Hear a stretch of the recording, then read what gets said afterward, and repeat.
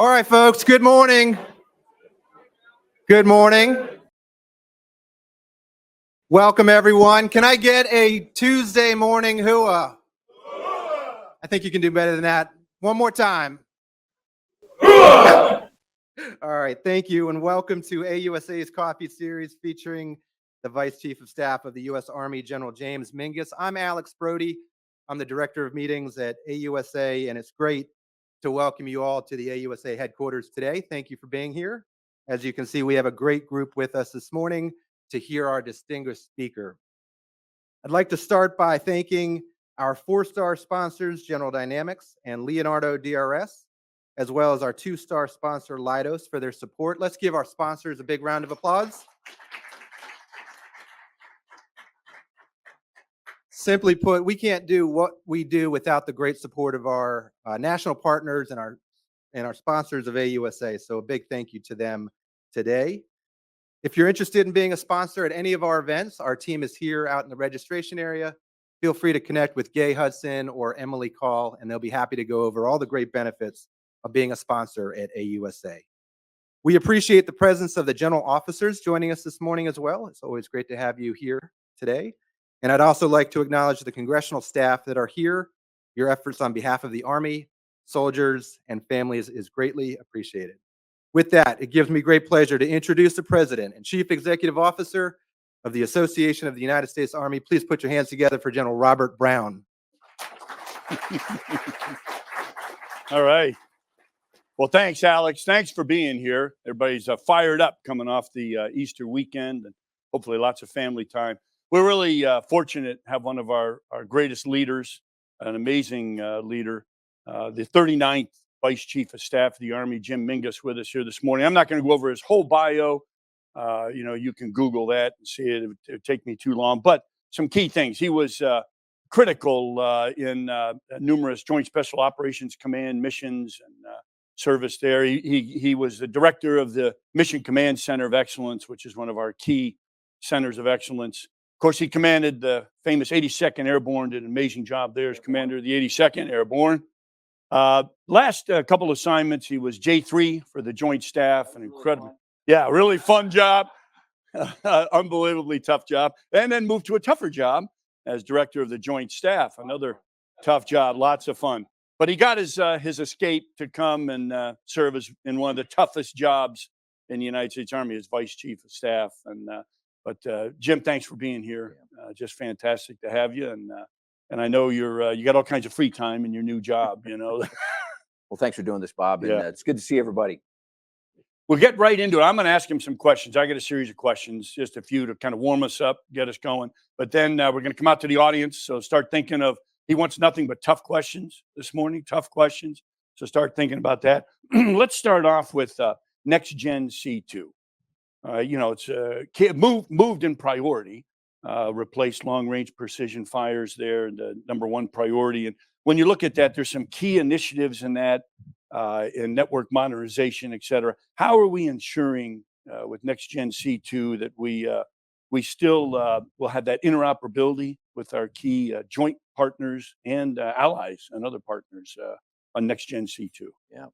So I'll come back to the interoperability piece, but you really have to start this journey, and many that have sat in this room have been part of this journey for a long time. Rob's sitting here, by the way. If any really hard questions, Rob, you and Carl get to answer those. But there's been a lot of folks in this room that have been part of it.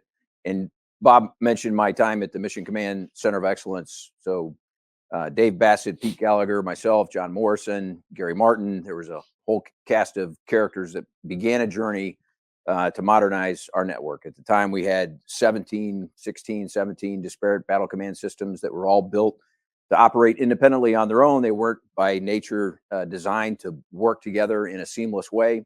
And so we came up with what at the time we called a common operating environment, which started at the inverse of where we always have within the Department of Defense, which is we start at the kind of top end of the stack versus at the data and transport layer of that network. Convergence, a simple, intuitive interface at the top for our soldiers that are out there. That kind of languished a little bit for a few years. When the chief came in as the vice a year and a half, 2 years ago, he's like, we have got to fix the network. We don't know where high energy lasers are going to go. We don't know how fast long range precision fires are going to come online. We don't know how fast hypersonics are going to come online. We don't know how fast high powered microwaves are going to come along. There's a lot of great technologies that are coming online, but the timing of all that stuff is still kind of an unknown in terms of, but what we do know is that he who can make decisions fastest and shoot fastest is probably going to win in the next conflict. And the network is central to all of that. So as we began this journey that almost renewed again for a second time when the chief kind of re-energized this, we started off with C2 fix. How do we take the complexity out of our tactical formations and move that up so that we have a network inside of our tactical formations that actually works?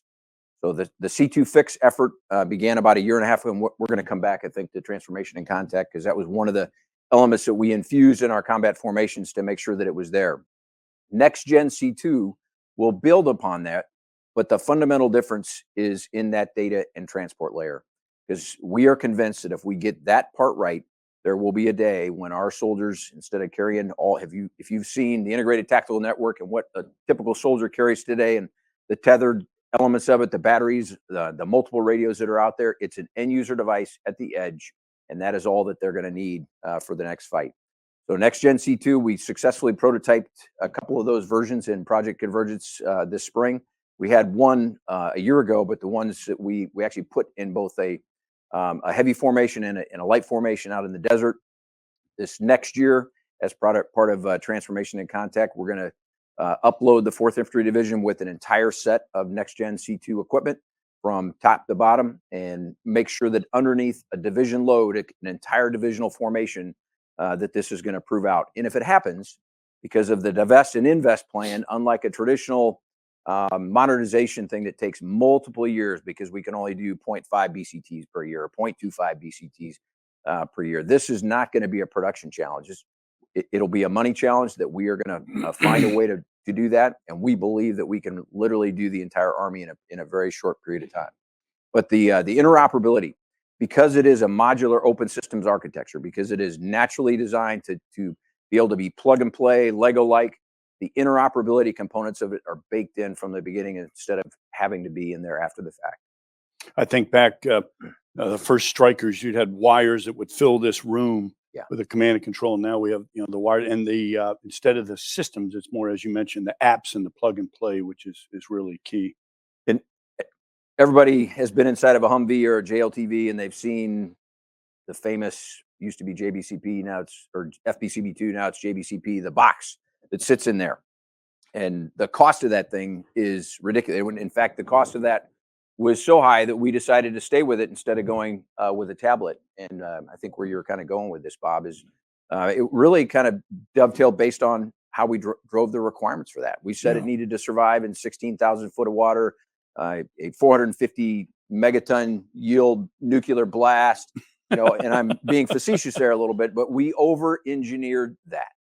But what we have found with when we started with the integrated tactical network, now C2 Fix and soon to be Next Gen C2, is a standard commercial off-the-shelf device, end user device, with the equivalent of an Uber OtterBox is good enough.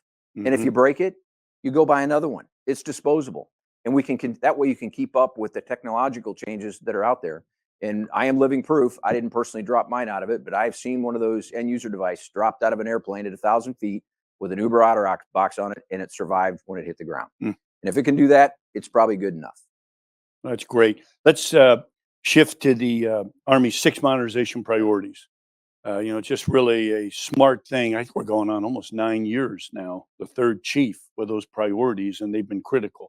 From long range precision fires, future vertical lift, we go through them all, soldier lethality. But how important are those? And then how are they adaptable to the character of war we see changing and these lessons we see and turning very rapidly? Are those priorities adaptable, and how are we adapting those to the changes? Other than one we just talked about, Next Gen C2 or the network, which has moved from number 4 to number 1.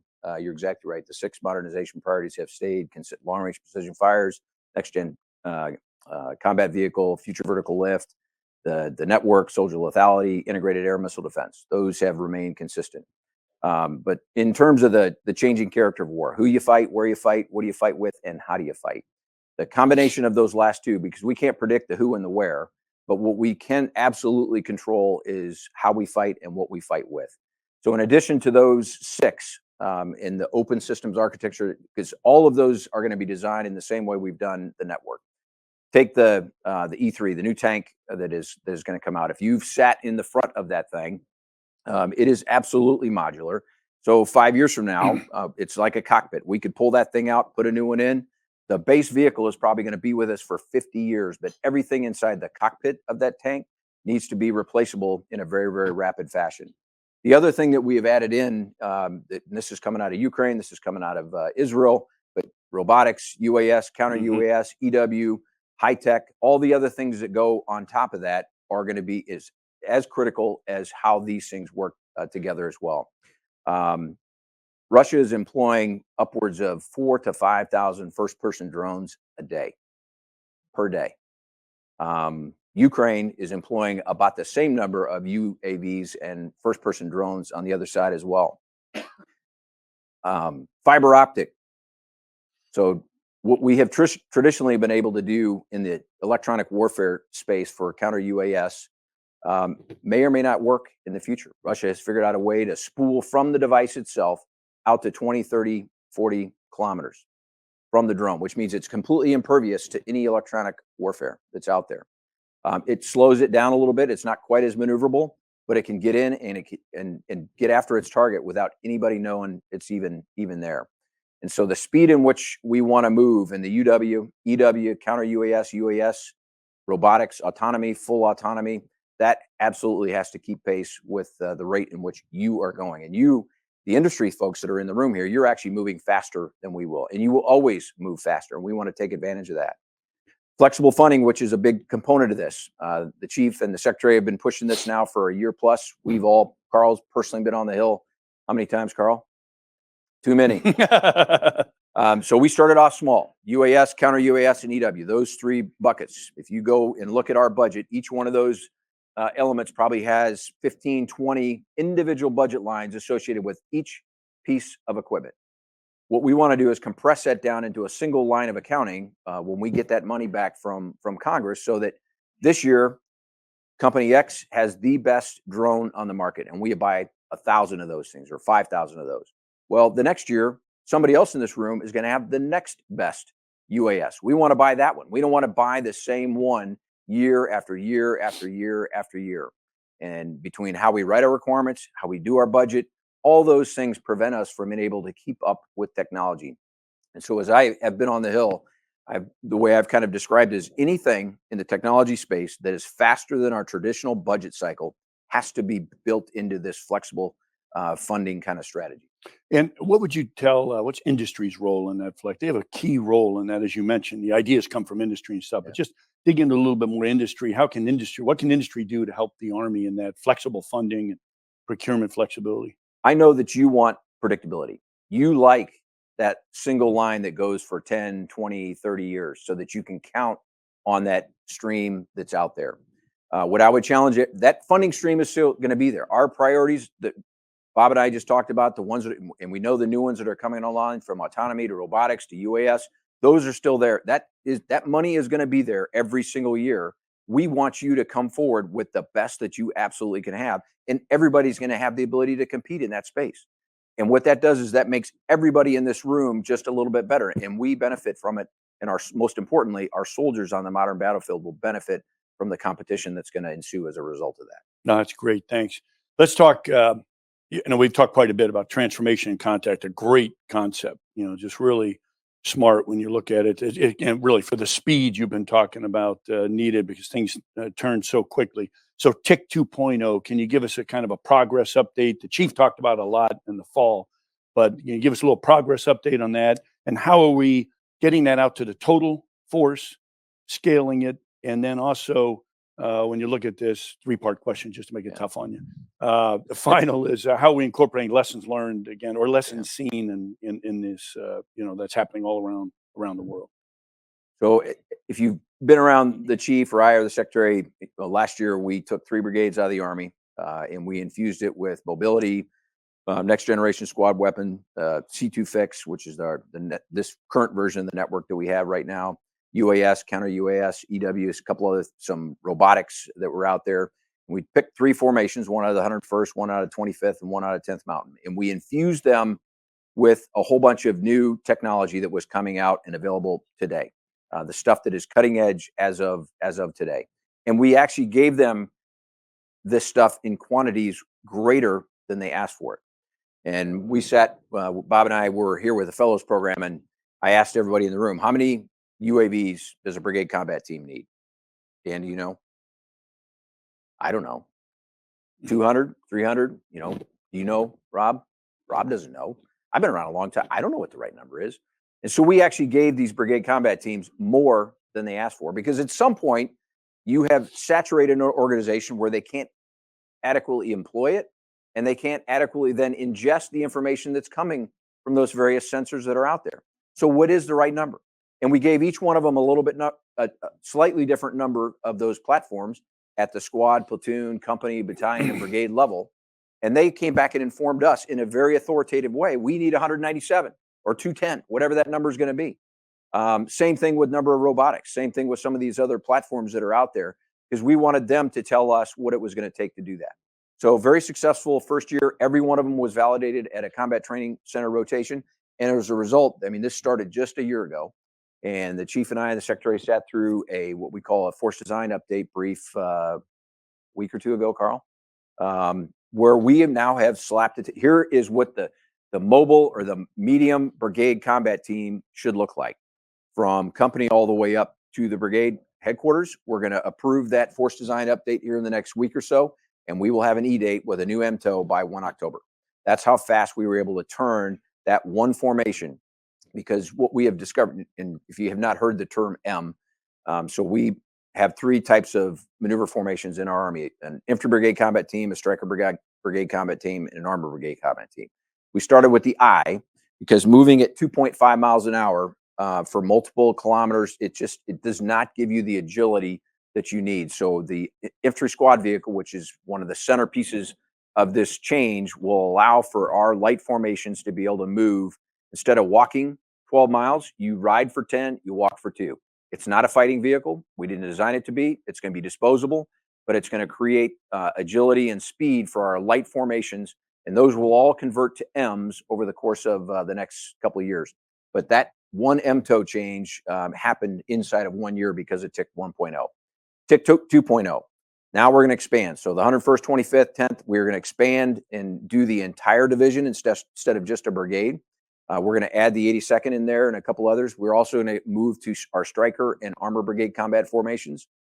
It will include DIVARTIs, our combat aviation brigades. So all the domains associated and all the various types of formations, that's what we will expand to in TIC 2.0. And the same kind of logic: infuse, let them train with it, certify them at a combat training center rotation, come back in, receive those lessons learned, and then do the force design updates, because that, where I started, the how you fight and what you fight with, it's not just about giving people kit. It's how do you put it together in a meaningful way. So the how you fight on the back end of it is the most powerful part of it. How about total guard and reserve part of that? Yes, absolutely. In fact, they were part of TIC, and I didn't mention it, but the 34th Infantry Division, right before they went over to the Middle East as part of Spartan Shield, we infused them with the new network to make them part of this, and we will include the Guard and Reserve in TIC 2.0. Great.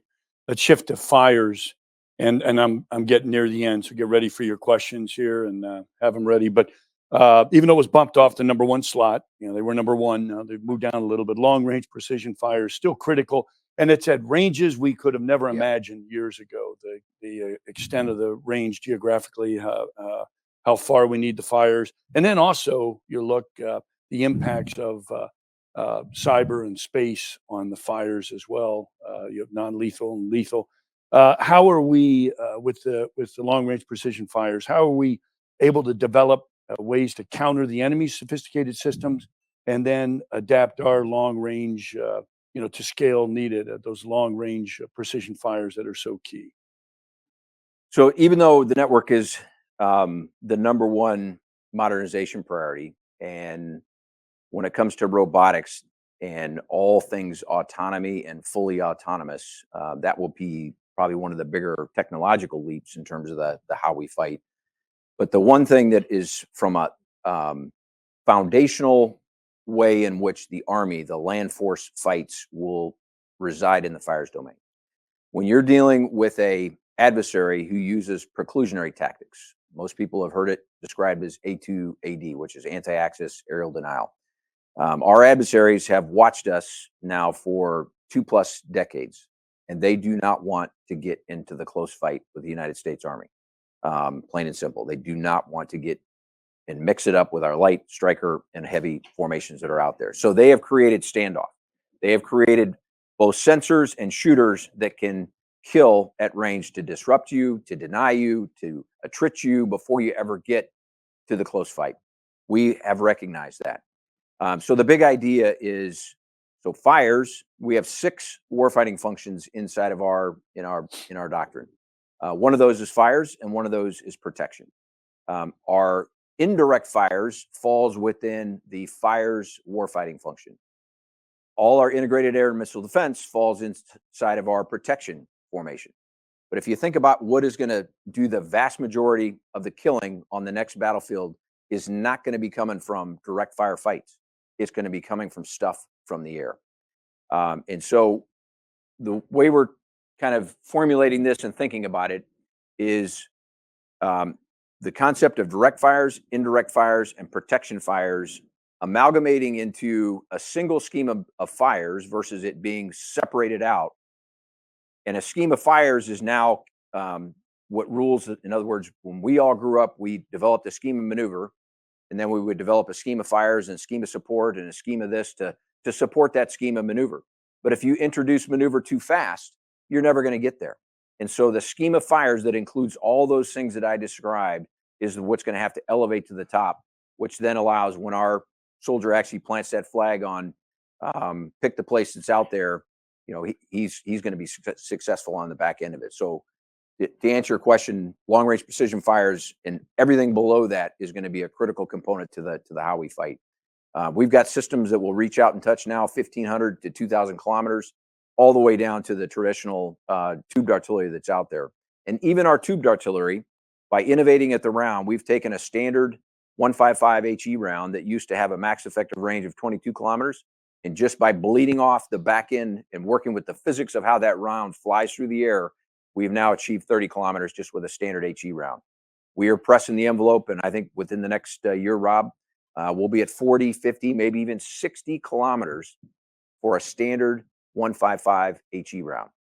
But what does that mean? And where Bob was kind of alluding to is the close fight that we grew up with, which was defined between 10 and 20 kilometers, because that was the max effective range of our tubed artillery. That close fight for our maneuver formations is now going to begin to expand. Then you add in launched effects, you add in loitering munitions, you add in all these other things that are coming online, and you're going to have a very, very sophisticated scheme of fires that's going to support our scheme of maneuver. Great, thanks. My last question, an area I know you're a huge proponent, health and holistic fitness. Going across the total Army, again, active, guard, and reserve. As you look into the future, 5 to 10 years from now, what are the indicators that health and holistic fitness will have changed individual soldier readiness when you see it? You know, not just fitness, but also how we train, lead, and sustain soldiers. When I was with Bob and the fellows the other day, I told them that we will not have arrived until we have a no-neck Army. Yeah. So everybody in the Army, their traps are going to go from the base of their ears right down to their neck, and all our necks are going to disappear. We're going to probably have, this is another one for you, Rob. We're going to have to redesign all our, the chokers that the Marine Corps wears.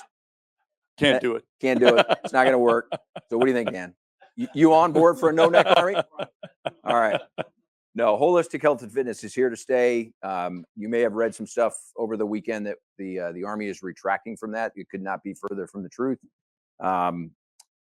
Undersecretary and myself, we sat a panel and a couple others last fall at AUSA, and the big splash was H2F is no longer a pilot. This is something for the entire Army. We started off with 20 maneuver formations, moved that to 50 some, and we've now resourced out to 111. And we have laid in the resources to do the entire Army, to include the Guard and Reserve. We're going to do some pilots in the Guard and Reserve first.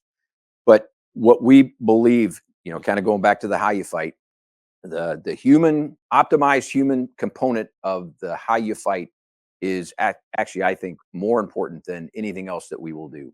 Fitter people are hard to kill. That's just fact.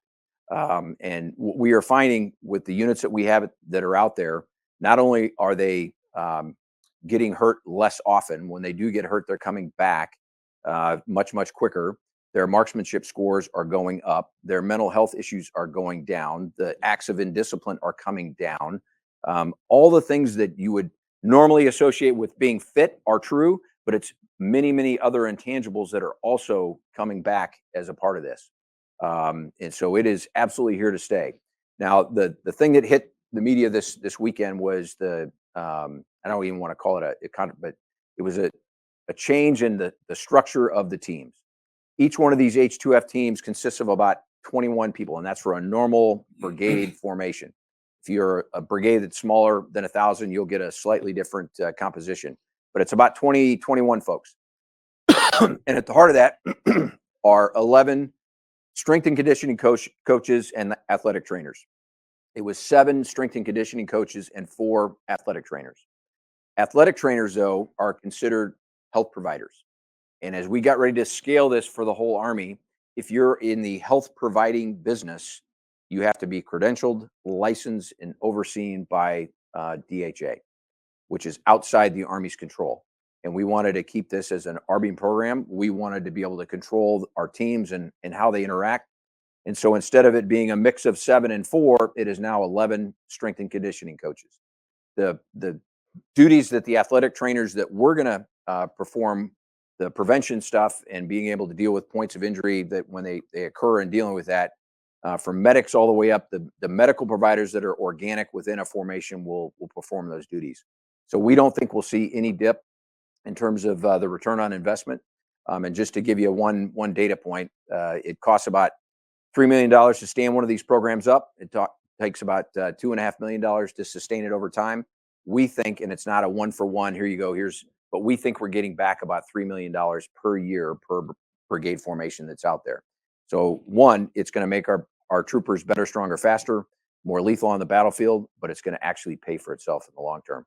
And when you get old like us, because we didn't know what it was called back then, but think about the number of NCOs and senior officers that retire and their quality of life is just crap. We owe that to our troopers that are out there, that if you want to commit to 20, 30, whatever number of years, you ought to know that you're going to go into your next life with a pretty decent quality of life. And so that's another piece of this that I think is critically important. You might be the exception. You still look really good. He said old like us. Yeah. So he was looking elsewhere. I was a lieutenant when Dan was a private in 230 Infantry in Schweinfurt, Germany, back in the 80s when the Cold War was still going well. Yeah, no doubt. That's great. We've known each other a day or two. A great rundown. Thanks, Jim. Really appreciate it. Let's go to the questions from the audience, I think. Yeah. It's okay. Get up and move around. Absolutely. Walk around a little bit. Hi, Matt Baynard, Defense Daily. Thank you for doing this. I wanted to ask, at this point, how do you assess the impact of the full year CR, specifically on moving out with new programs, new priorities, maybe something like NGC2 and specifically TIC 2.0 expansion? Have there been adjustments that have had to been made? A little bit. What helped us is in this particular CR, Congress gave us some puts and takes. They gave us some additional authorities that you wouldn't typically see in just a blanket CR. It did hem us up a little bit in a couple of areas, but in the macro sense, we still think we're going to be able to get after our modernization priorities. But year-long CRs, they are not good. We ought to all be screaming at the top of our lungs, because if you just take the percentage of buying power that you lose when you're in a CR, we are wasting taxpayers' dollars.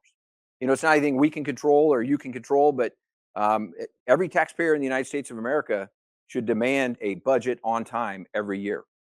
I mean, that's the least that we should expect. If you want to maximize how we use the money that we are given, you have to have an appropriations on time.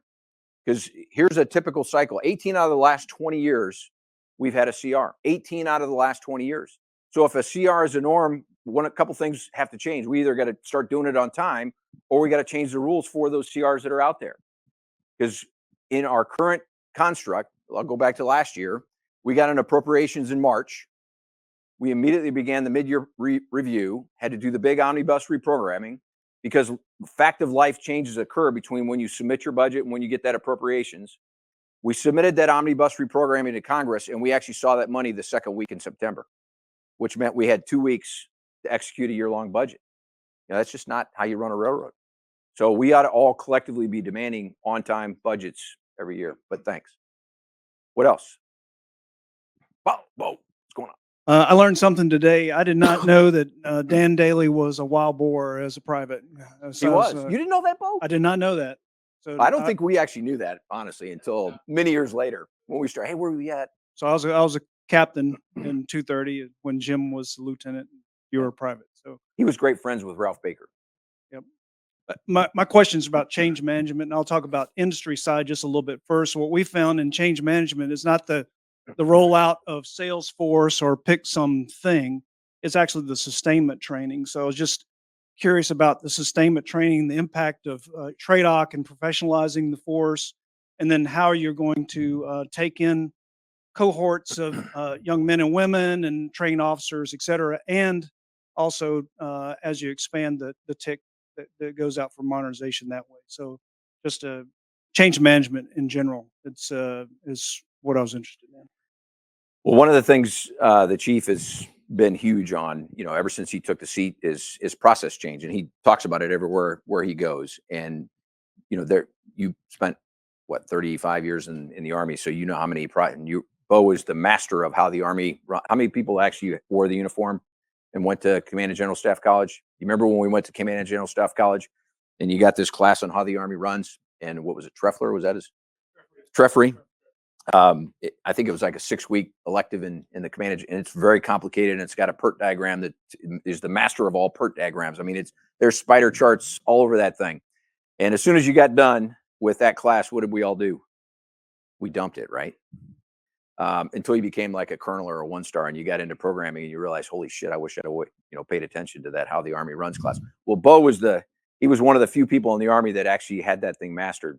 And was we kind of did the split between TRADOC and Army Futures Command, one of the things we never did is we never went back and changed exactly what he's talking about. It's how does the Army run now with kind of a new construct? How do we keep pace? How do we work with flexible funding? How do we speed things up so that it actually works in a timely manner?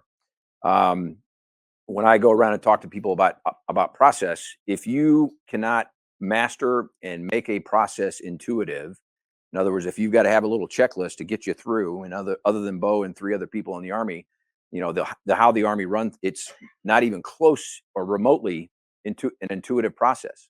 And if it's not intuitive to you, then you're a slave to that process, and you can never speed it up because you don't understand how it works from left to right. And so you're exactly right. We have got to figure out, not just on the sustainment side, but across the entire Army. So the chief's been pressing us pretty hard.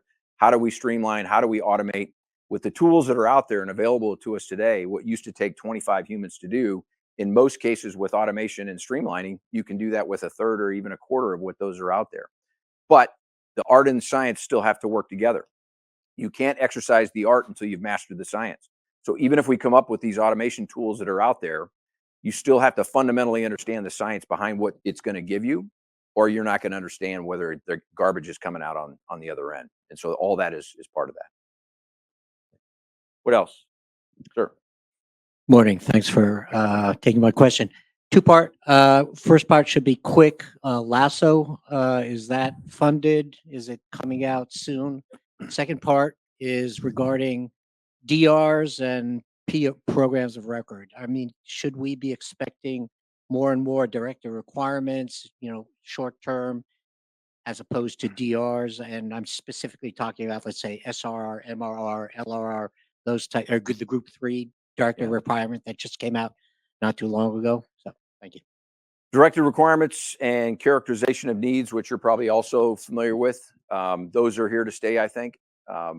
When we find a need that a traditional requirements process is not going to happen in the time that we need, then General Rainey and the chief and myself still see that as a valuable tool.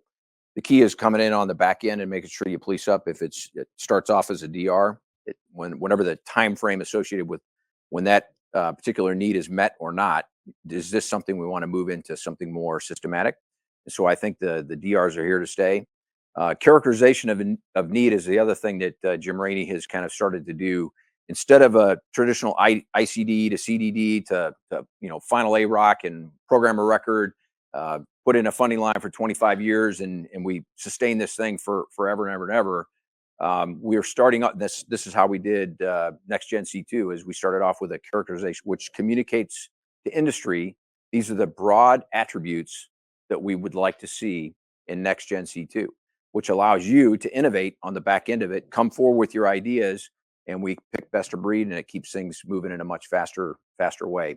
So I think both of those are there. In terms of your question on LASSO, I would just bet small or short, medium, long range UAVs and loitering munitions are all that are going to be requirements for the future that are out there. So there is funding associated with each one of those. What we don't want to do is get locked into a specific system year after year after year. Right now, we bought 1,400 Switchblade 600s last year. There may be something better next year. I don't want to buy Switchblade 600s for the next 20 years. I want to buy something better the next year and the year after that and the year after that. So all those things are going to be on the table. But thanks, sir. Need a mic? I can hear you.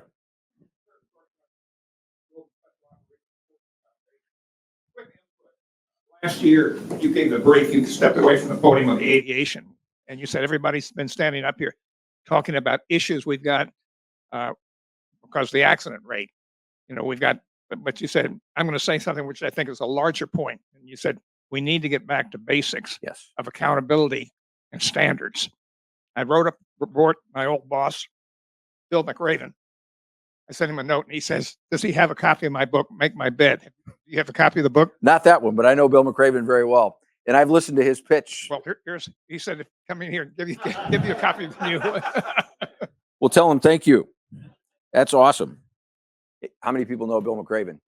One of the finest leaders that's out, just an amazing individual. So not promoting his book, just stating a fact. But thank you for that. The other quick point is, I've gone to several meetings when he was still a 4-star commander, Space Command General Raymond, and also the ones with General Saltzman. The key things that they're doing is integrating the capability that space has right now. And some of the examples he gave right now is that now what the Marine Corps is doing, they've got Link 16 on all their helicopters. I can take an F-35 and get it out there and use its sensor capabilities to find the targets, precisely identify the target, immediately data link that back to the rear, and then a decision to make, do I need to destroy, disable, or deny? And then I can do battle damage assessment. So I said, do we still need special tactics, JTACs? And he said, what we can do with technology, we can't be married to how we did things in the past. Is the Army looking at basically the capability of giving the individual Army units the capability and not having to have a special tactics individual to go out there and find targets and designate targets and then do the battle damage assessment? Yeah. Depending on what targeting methodology, decide, detect, deliver, assess, find, fix, target, track, target, and assess. I mean, there's a bunch of different targeting methodologies that are out there. As I think about the future, I think for us, the United States military, the commander or some competent leader will always be in the loop in terms of the decide. This is the stuff that I need to kill or want to kill or I need to take off, to make sure that those correlation of forces, when we actually get into the close fight, is where it needs to be. I think when we pull the trigger, so decide, detect, deliver, or track, target, when we get to the actually pulling the trigger, I think that's probably going to have a human in the loop as well. But everything in between, I think, could be automated. We have, when you look at the plethora of sensors that are out there today, what we are putting on space, up in space over the course of the next couple of years, you add in the commercial technology that's out there, it's ubiquitous. I mean, nobody is going to be able to hide it. Now it's who can sift through and from an automatic target recognition perspective, go out there and find that what you want to do. So I've decided, now I unleash hell on the sensor side in an automated fashion. In the old days, we used to call that a collection plan. Okay, I have now found that which you told me you want to kill. There's an alert, and there's also a piece through an algorithm that tells you this is the optimized platform in which should actually deliver to that munition. Then the commander's back in the loop, looks at all that, says, yes, I agree, and you pull the trigger. And then everything up through battle damage assessment is automated as well. And then you get the assimilation that's back on there. We're moving towards that. We're not quite there yet, but that's the direction I think we need to be. I think one of our adversaries will probably take, there's a probability they may take the human completely out of that loop, but I'm just not sure ethically we'll ever get there. I still think there needs to be a human in a couple of pieces of that loop, but that's absolutely the direction I think we need to be going. Hi, sir. Yeah. Patty Nyberg with Task and Purpose.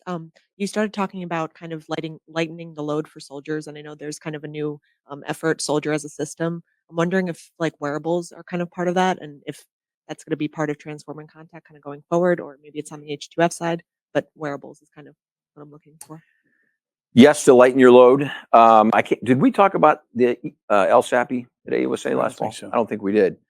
So when we were all wearing our wonderful, almost like Iron Man suits, we remember that. You had about 8 pounds, 8 pounds, 4 pounds, 4 pounds. The old SAPI plates. So 22 pounds just in plates, then a 20-pound vest. Throw in probably 20 pounds of ammo, 10 pounds of water, your weapon, your nods, all batteries, and easily 80 to 90 pounds without even putting a rucksack on your back. And then we wonder why our troopers get hurt. We wonder why they can't do individual movement techniques. We changed by doing one thing, which was we adjusted the requirement for the SAPI plate. Sergeant Major here has probably entered, I don't know, 1,000, 2,000 rooms in his lifetime. Have you ever seen anybody get shot exactly in the same spot from 1 inch away with a 7.62 round? I mean, it's like a lightning strike, right? It doesn't happen. So, but that was what was driving the 8-pound requirement, because we said that a SAPI plate had to withstand 2 impacts at the same exact spot at point blank range, defined as inside of 1 inch with a 7.62 round. We adjusted that. Now that plate weighs 2 pounds. 2 pounds. The next version of that will be less than 2 pounds, but it'll be malleable. When you rigidize the most flexible portion of your body, i.e. the core, it takes twice the body strength to get through a window or climb over a wall. So same requirement, less than 2 pounds, malleable plate, all the other stuff, no more radios, no more batteries, because all I'm carrying is an end user device on the edge. All of that is going to do to bring down soldiers' load and lighten the load that's out there. So I've been on this. Anybody that's ever carried that stuff has been on a rampage to lighten the load, because in fact, when I worked for General Crocker, he was the CG of the 82nd, retired as the I Corps commander. He used to talk about how we are still putting water in the canteen the same way they did during the Civil War. We got to think differently about how we take care of our troopers that are out there. What else? Good morning, sir. Yes. I'm Lieutenant Colonel Bartolomei. I'm the Italian liaison officer at G357. So you've been talking about Siege Next. What do you see as the primary challenge for partners and allies in terms of interoperability, if there is one? And what would be your suggestion to ensure that we keep pace with that piece of modernization? Thank you. In terms of the one thing that we've got to iron out, and Rob, you can jump in here if you want to add to it. But I think given the technology and where we're doing for our cloud-based storage, cloud-based where we're putting our data, the compute at the edge, and the storage that we're going to need at the edge, the compute power we're going to need at the edge, I think we're there. I think on the physical and the application layer, that is, because that's software, that is coming along very, very nicely. So what used to be done with a complete stack for our fires control systems, i.e. AFATADs today, that's going to run on an app. I think given where PLEO and our other MILSAT and commercial SATCOM, the over the horizon big pipes, over the horizon high capacity beyond line of sight, those pipes are going to be there as well. It's the terrestrial transport layer that I think is the area in which we're going to have to continue to work harder and harder. So that's the challenge that I think we still got to smooth out over the course of the next year here. The way I describe it, though, instead of individual radios, so that you still have to be able to move an RF signal from point A to point B. But instead of individuals carrying that stuff, the way I, because I'm a simple instrument, I call it pucks on trucks. Anything that moves, it's got a puck on it that emits, it's bringing in the long haul comms, and then it's establishing that terrestrial based mesh through a series of pucks that are on the battlefield that then connects to the end user device. That's the only way I can kind of get my head around it. But in terms of your question on interoperability, this is another area that we all have to collectively push, and we need everybody's help, and that's software-defined security boundaries. Right now, we separate our data based on hardware. So I've got an unclassified stack of stuff. I've got a classified stack of stuff. I've got a top secret stack of stuff. And now when I'm dealing with my international and allies and partners, I've got a coalition stack of stuff. Bill Gates makes a lot more money than I do. I don't bank at the same bank that he does, but let's say we did. Bill Gates would feel very, very comfortable with his billions over here next to, and I won't say how much is in my bank account, but they sit there in the same stack. And he feels very comfortable that I can't go in and get his money. Why? Because those are separated by software. It's not a physical boundary. We should be able to do, especially for things that are below the top secret level where the crown jewels are at, everything from secret on down ought to be built off of a singular enclave that's separated by software-defined security boundaries. Then it's just a matter of data tagging. You are automatically interoperable because you come into my network or I come into your network. We flip you on, you flip you off. You don't have to deal with all these physical boundaries that are out there. And so that's where I think we need to go when it comes to true network interoperability. Sir, Yes. good morning again. Dr. Roman of Oz Method. We are with the Army already 18 years, and we are knocking so many doors to emphasize one simple but very important problem, which I would like to highlight for you right now, having this opportunity. Your width and depths of knowledge, obvious, and your right place for your position, obviously. And I think you can make very important input from that side. Mhm. So we are talking about running. As you know, that since Korean War, it was understood that health of the soldiers was most important thing to do, something in this direction. And then Dr. Cooper's direction in aerobic was develop further this understanding, but never reached the level which we are dealing right now in US Army. The thing is that aerobic condition, it means health of the soldier depend on his aerobic condition, and the main instrument to develop this is running. And what we have it now, 500 millions and more of lost, as you mentioned, taxpayers' money every year. 50 million duty days lost because of injuries, what we are dealing in running with soldiers. And that problem, not enough emphasized for US Army since we started, 2007 in Fort Sill. So having this opportunity to appeal to the most important man in this direction, who has the power and knowledge to change this situation. So it's basically question and request, and I would say begging to help this solve this problem, which is still in the air. Thank you. Okay. Yeah, I look forward to, like we said at the break there, look forward to talking to you in the future. You know, we've kind of gone full circle on the need to be able to run. I was a runner in college, and so from the time I was in 5th, 6th grade, plyometrics and techniques, and it became a natural thing for me. But not everybody does that. Some people come into the military and they've never run a step in their life, and so the proper way to the techniques of how do you prevent it is something that is not natural to everybody. And so as part of holistic health and fitness, not just the cardio or the running itself, but how to do the various conditioning drills, how to do the various strength drills. That is the whole sole purpose why those strength and conditioning coach and those experts are down in those formations.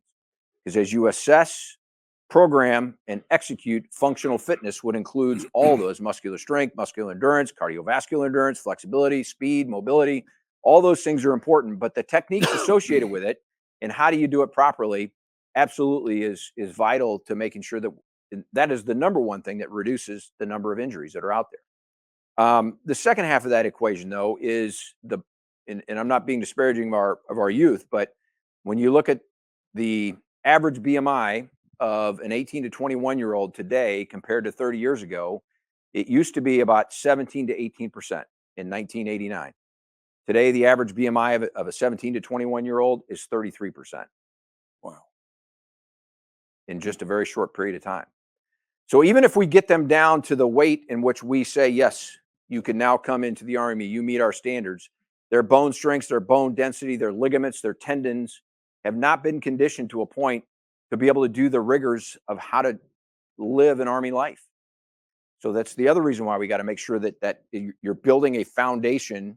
And it doesn't, you would be surprised from the time a soldier, if you're doing it correctly, enters basic training and graduates basic training, their bone density will increase by as much as 5, 6, 7, 8% just in that short period of time by training properly. And that's how you reduce injuries on the front end of that. So all those things have to come together because that's the population we have. We now have to figure out a way to train them in a way that gets them to be more lethal on the battlefield, and we can sustain that over the course of a lifetime. But the one thing that has changed is this mantra, and Bob and I were talking, when you and I came in, we'd get up, we'd do push-up, set-up improvement, and we'd go run 5 miles. And he who could run the fastest, you were the best. I mean, that was just kind of the culture of the Army. Well, there's a lot more than just cardiovascular endurance when it comes to being effective on the battlefield. When I described this to my brigade, when I was a brigade commander at Carson, I had the privilege of being able to stand at the base of Pikes Peak Mountain every day and look up at that beautiful snow-capped mountain and just be in awe of that thing. But we would always use that as an illustration. Is like, if you go back to the old way the Army did PT, the way we're going to do PT tomorrow, we'll all climb to the top of Pikes Peak. We'll probably both get there about the same time. But the folks that I train, they're going to rip the other people's arms off and they're going to bludgeon them with them, on the back end of it. Because you got to be able to get to the fight, you got to be able to win the fight, and you got to be able to get home from the fight, which requires all those things that are out there. All that's important. So, but thanks. Yancey, you got the last question. Last question. All right. Not the first time. No. Hey, General, quick question for you. Actually, I'm his classmate, so you're younger than me too, and with him. One of the things the chief highlighted was readiness. And last week, Dick Formica had a wonderful panel, and the sergeant major highlighted it because I asked him a question on maintenance. After we were done running 5 miles, we all went to the motor pool to work on our tanks. One of the key things that we were running on, operating with at our installations and other things, were the maintenance equipment that was starting to wear out, our cranes and things like that. But one of the key things, Chief is looking at readiness and operational readiness. Could you expand on that a little bit on where readiness still falls? Because we're mainly talking about modernization, which is critical. That I do not disagree with. What I'm worried about is the stuff we have now that we have to go to war with tomorrow. How are we getting it ready, or how does the chief feel about the readiness status? Thank you.